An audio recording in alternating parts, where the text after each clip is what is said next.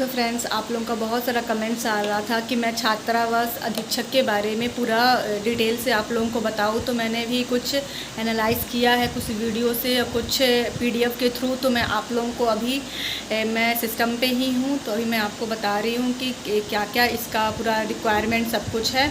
सो आप वीडियो में बने रहिए, मैं दिखा रही हूँ आपको।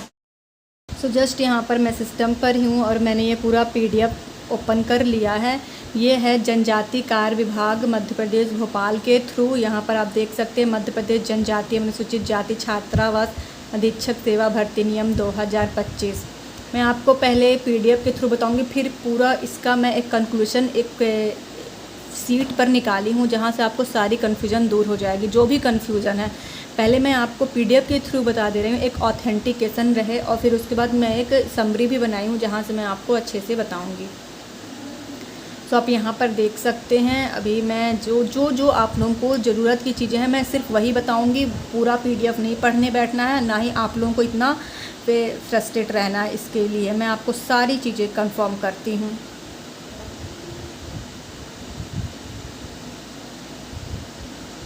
जैसे आप यहाँ पास देख सकते हैं, यहाँ पर ये जो पेपर होगा ये पहले प्रीलिम्स होगा और फिर उसके बाद मेंस होगा। पात्रता परीक्षा, चयन परीक्षा जैसे बाकी वर्ग 3, वर्ग 2, वर्ग 1 के एग्ज़ाम होते हैं उस जैसा।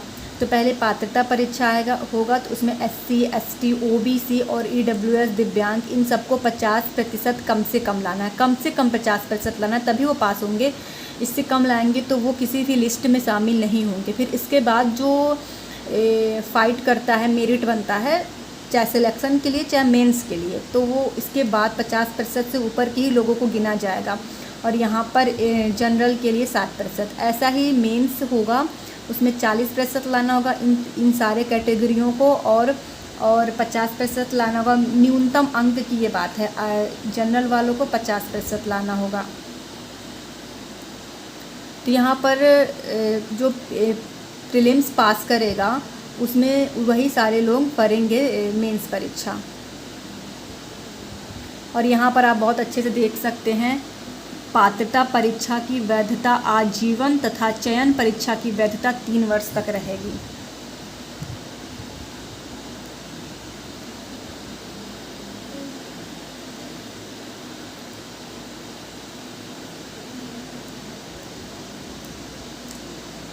मैं आपको सिर्फ मेन दिखा रही हूँ, बाकी मैं सारे पीडीएफ को मेन पढ़ चुकी हूँ। तो मैं एक ओवरव्यू भी रखी हूँ जिससे आपको बहुत अच्छे से समझ में आ जाएगा। अभी मैं पीडीएफ के माध्यम से बता दे रही हूँ, फिर आपको पूरा ओवरव्यू दिखाऊंगी आपको, मतलब सॉरी समरी उसका पूरा।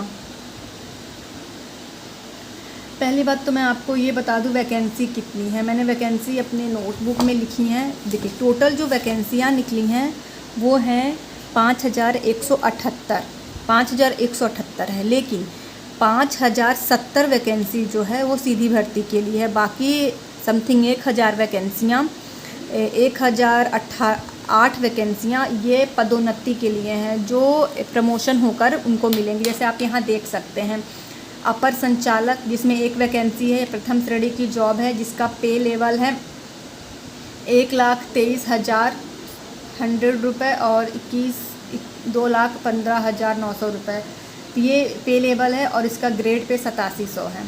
ये प्रमोशन वाली पोस्टें हैं। मैं एक बार फटाफट प्रमोशन वाली पोस्टों को बता दे रही हूँ कि संयुक्त संचालक के लिए 2 पोस्टें हैं। आप यहाँ पर देख सकते हैं प्रथम श्रेणी की हैं 79,900 से लेकर 2,11,700 ये पे लेवल है, और इनका ग्रेड पे 7600 है। ये भी मध्य प्रदेश शासन जनजाति कार्य विभाग के अधिकारी होंगे।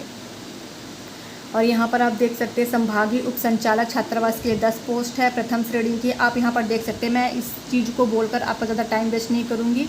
और यहाँ पर सहायक संचालक के लिए 20 पोस्टें हैं, जिनमें आप ये पूरा देख सकते हैं। अतिरिक्त सहायक संचालक के लिए इतनी पोस्टें हैं, आप देख सकते हैं, पूरा पढ़ सकते हैं। और मैं आपको यहाँ से मेन मुद्दा शुरू होता है सीधी भर्ती वालों के लिए, महाविद्यालय छात्रावास अधीक्षक, है ना।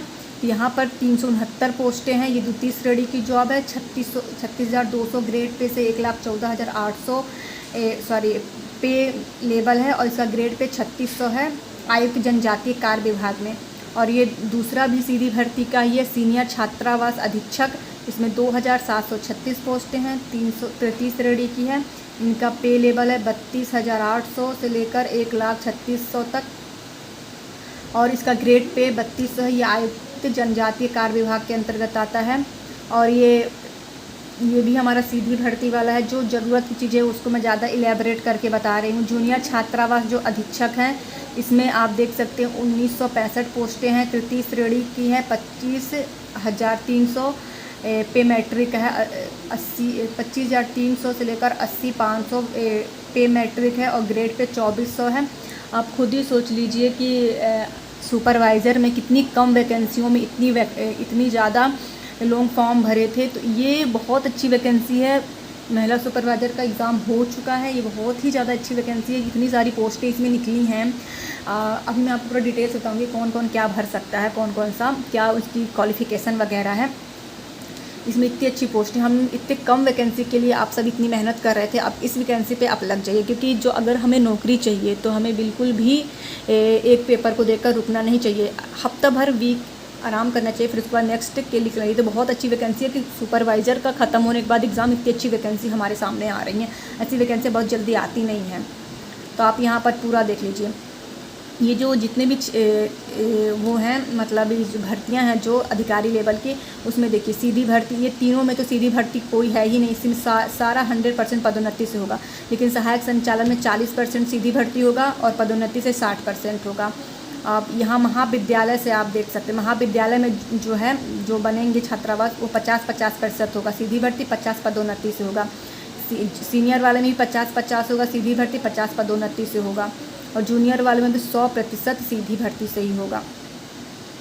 तो यहाँ पर आप देख सकते हैं सहायक संचालक, मैं आप जो ज़रूरत है मैं वहाँ का ही बस दिखाऊंगी।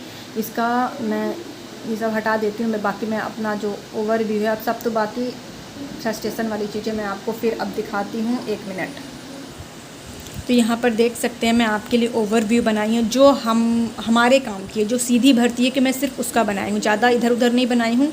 देखिए, जूनियर छात्रावास अधीक्षक, ये 12वीं पास वाले लोग भर सकते हैं। इनकी जो पोस्टें हैं 1965 है, और इसका पे स्केल है 25,300 से 80,500 जो पहले बताई 2400 ग्रेड पे है। और ये सीनियर छात्रावास अधीक्षक है। इसमें ओनली मतलब ग्रेजुएशन वाले भर सकते हैं। ओनली बस ऐसे ही लिखी हूँ कि मतलब ग्रेजुएशन, और कुछ नहीं चाहिए। 2736 पोस्ट हैं। और इसमें आप ये देख सकते हैं जो मैं पहले भी बता चुकी हूँ, ज़्यादा टाइम वेस्ट आपका नहीं करूँगी। महाविद्यालय छात्रावास अधीक्षक जिनमें पीजी मांगा है, एनी कोई भी पीजी के लिए इतनी पोस्टें हैं, आप भर सकते हैं पूरा। और जो पीजी वाला है वो ये तीनों वैकेंसियाँ भर सकता है, और जो 12वीं वाला सिर्फ यही, और जो ग्रेजुएशन वाला ये दोनों भर सकता है, पीजी वाला ये तीनों भर सकता है।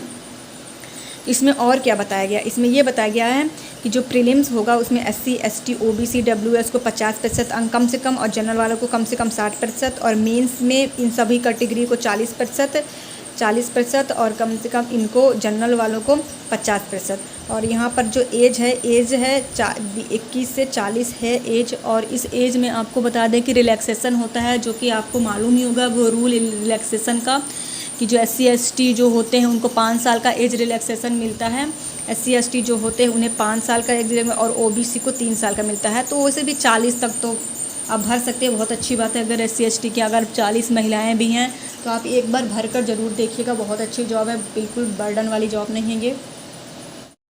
तो आपको कोई भी कन्फ्यूज़न हो इस जॉब के बारे में तो आप कमेंट ज़रूर करिएगा। इसके थ्रू और वीडियो भी आएंगे। अभी मैं ओवरव्यू आपको दे दी हूँ, सिलेबस का वीडियो अलग होगा। अभी सिलेबस का कुछ ज़्यादा कंफर्मेशन नहीं है, मैं ऐसे ही फालतू इधर उधर का नहीं बताऊँगी। सो इसका फॉर्म कब से भरेगा ये सभी मैं आपको बाद में ही बताऊँगी।